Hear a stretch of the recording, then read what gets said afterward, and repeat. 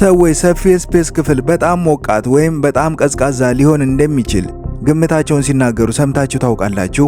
እሺ፣ ግን ይህ ግምታቸው በፍጹም ትክክል አይደለም።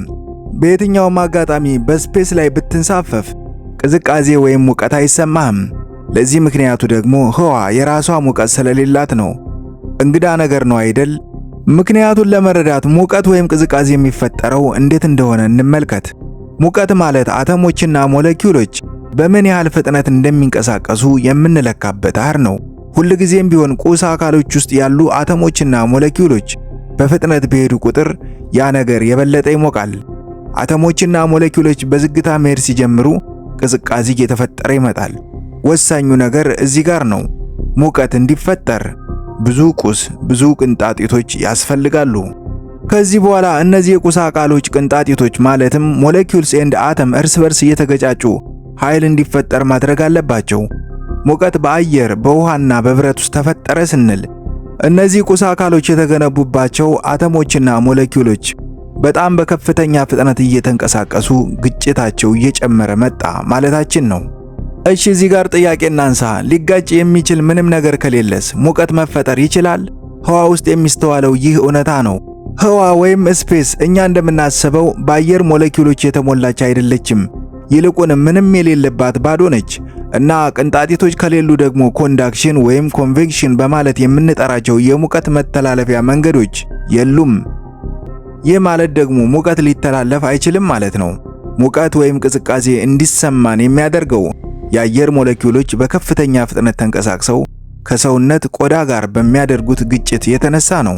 በስፔስ ውስጥ ግን በዙሪያ አየር ስለሌለ ሙቀትም ሆነ ቅዝቃዜ ሊሰማ አይችልም። ይልቁንስ የሰውነት ሙቀት በቀላሉ በማይታዩ የኢንፍራሬድ ጨረራ ፈሶ ያልቃል። ይህ ማለት በህዋ ውስጥ ሙቀት አይደለም የሚሰማህ፣ አንተ ነህ ኃይልህን የምታጣው። ያስገርማል አይደል? እዚህ ጋር ወሳኝ ጥያቄን እናንሳ። በእርግጥም በህዋ ውስጥ ሙቀት ከሌለ ፀሐይ ለምን መሬት ስትደርስ በጣም ትሞቃለች? እርግጥ ነው ፀሐይ ሙቀትና ጨረራን ታመነጫለች።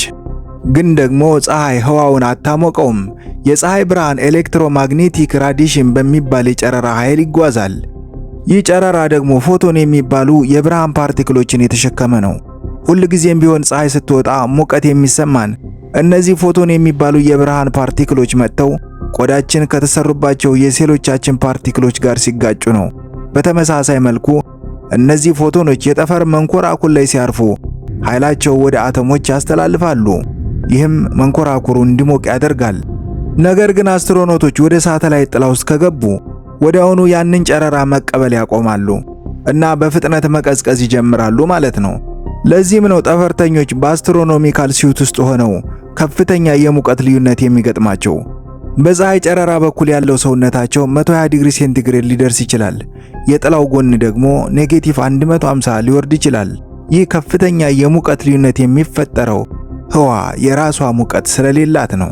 ይህ ማለት በሆነ መንገድ በህዋ ውስጥ ባዶ ሰውነት ቢንሳፈፍ ልክ በፊልሞች ላይ እንደሚታየው ወዲያውኑ በረዶ ሆነ አትደርቅም።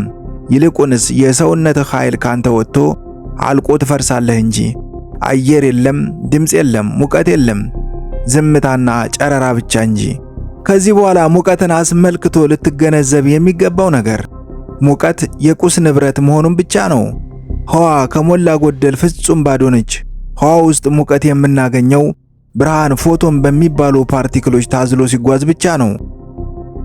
ስለዚህ ህዋ ወይም ስፔስ የራሷ የሆነ ሙቀትም ሆነ ቅዝቃዜ የላትም።